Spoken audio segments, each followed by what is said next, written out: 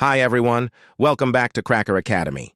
In today's video, we're going to clear up a common confusion in English, the difference between a number of and the number of.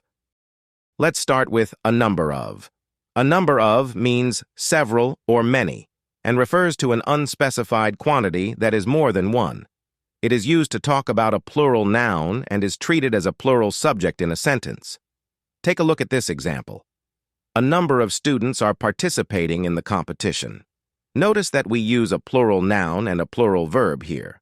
A number of students implies several students, so we say are participating. Now, let's look at the number of.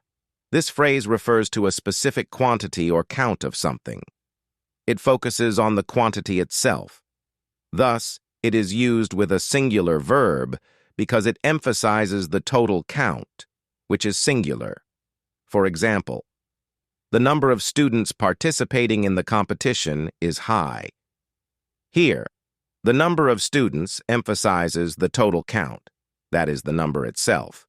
So we say is high, which is singular. Hope this clears up any confusion you might have. If you found this video helpful, please give it a thumbs up and don't forget to subscribe to our channel for more language tips. Thanks for watching. See you in the next video.